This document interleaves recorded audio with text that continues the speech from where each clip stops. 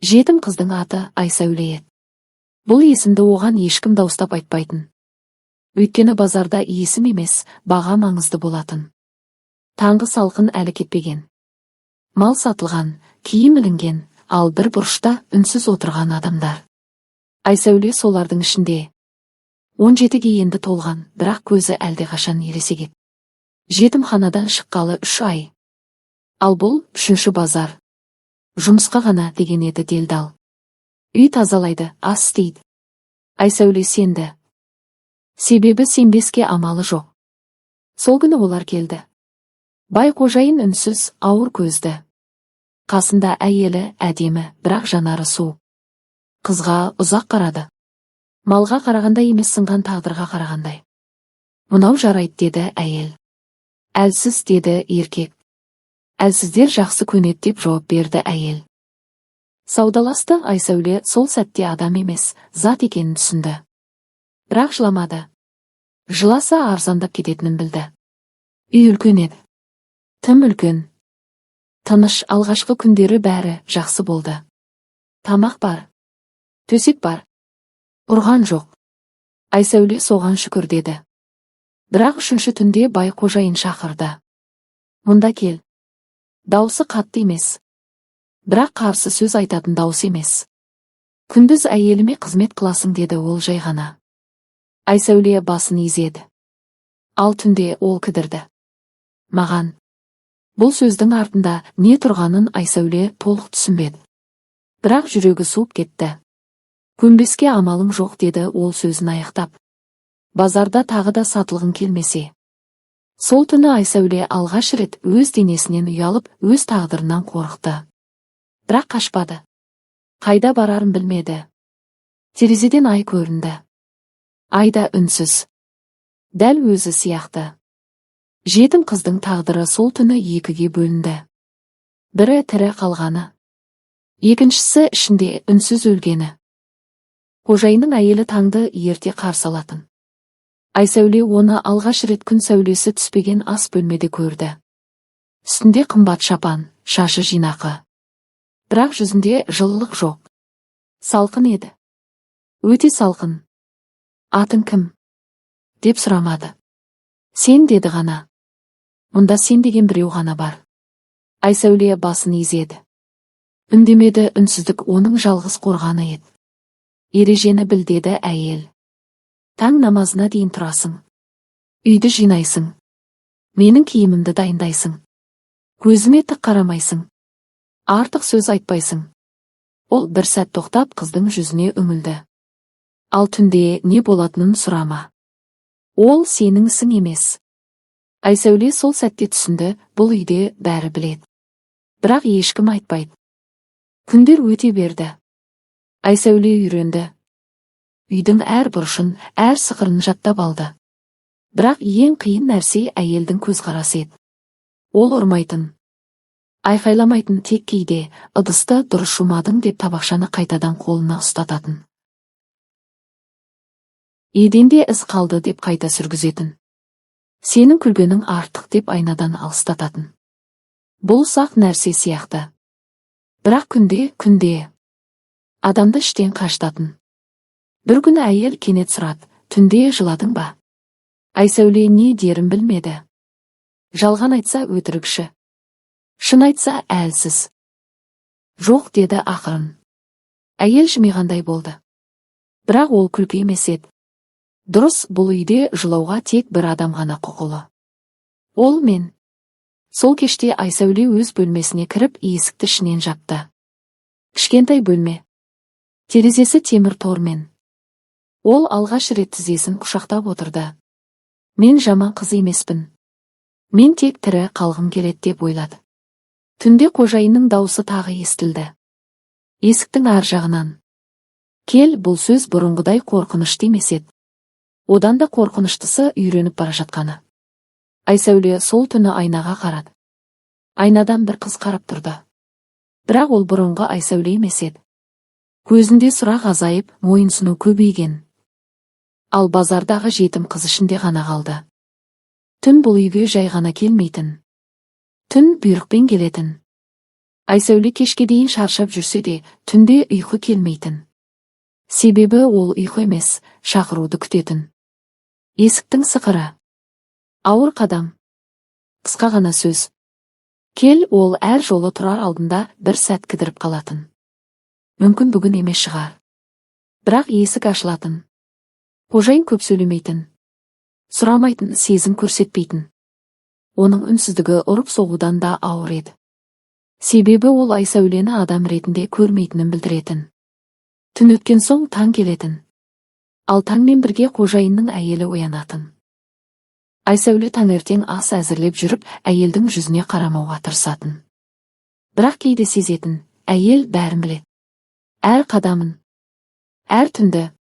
Бірде әйел кенеттен, кеше кеш жаттың деді. Даусы жай ғана. Бірақ ішінде у бар. Айсәуле жауап бермеді. Саған ауыр ма? Деді тағы. Жоқ, деді Айсәуле автоматты түрде. Әйел тоқтап қалды. Ұзақ қарады. Маған да ауыр, деді кенет. Бірақ мен үнсізбін. Сен де үйрен.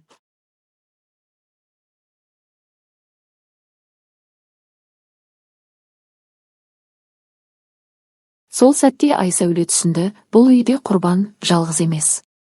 Бірақ әркім өз шынжырын өзі сүйреп жүр.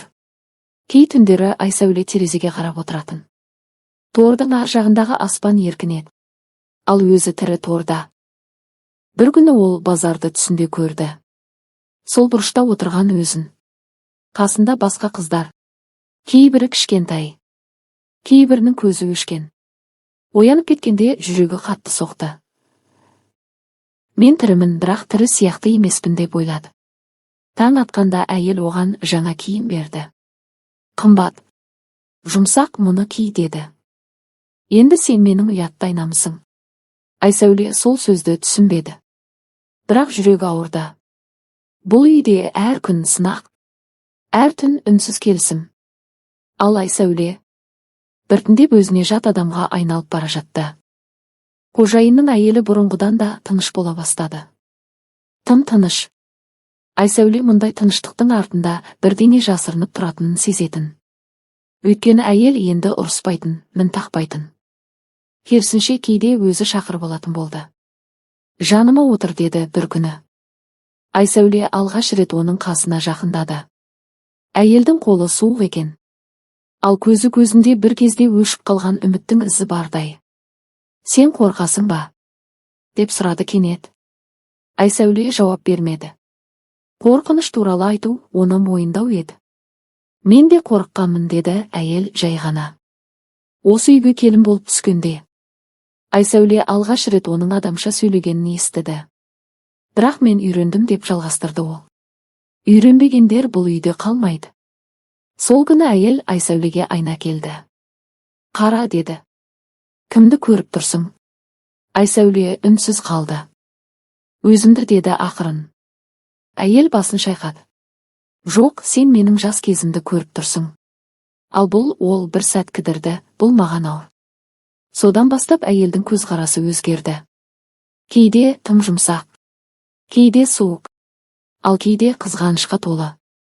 Бір күні қожайын Айсәулеге бұрын соңды болмағандай қатты қарады. Артық көз салма, деді қысқа ғана. Айсәуле сол сәтте түсінді, әйел бірдеңе айтқан. Түнде шақыру бұрынғыдан ертерек болды. Ал таңертең әйел, енді сен менің жанымда ұйықтайсың, деді. Қызметші бөлмеде емес. Бұл қамқорлық емес еді. Бұл бақылау. Айсәуле сол түні төбеге қарап жатып ойлады. Мен бұл үйде біреудің орнына жүрмін. Ал орны бар адамды бір күні алып тастайды. Үнсіз қызғаныш дәл солай басталады. Айғайсыз, көз жассыз. Бірақ қауіпті. Айсәуле қашуға дайындалған жоқ. Оның қолында түйіншекте, ақшада, жоспарда болған жоқ. Тек шешім ғана болды. Бұл үйден тірі адам болып кету мүмкін емес, деп ойлады ол. Түн ортасы ауғанда үй мүлгіп тұрды. Қожайын сапарға кеткен. Әйелі өз бөлмесінде. Айсәуле баяу тұрып есікке жақындады. Бірақ дәл сол сәтте әйелдің дауысы шықты. Қайда? Айсәуле селк етті. Бұрылды, әйел орындықтан тұрмай отыр екен. Қараңғыда оның көзі ғана жылтырайды. Мен сені қашат деп ойламадым, деді ол сабырмен. Сен ондай емессің. Мен Айсәуленің даусы дірілдеді. Мен тек жоғалғым келеме? Деп бөлді әйел. Мен де бір кездері солай қалағамын. Айсәуле жылады. Алғаш рет. Дауыстап емес. Үнсіз менің тағдырымды қайталама, деді әйел кенет жұмсарып. Бірақ мен сені де жібере алмаймын. Неге? Деп сұрады Айсәуле сыбырлап.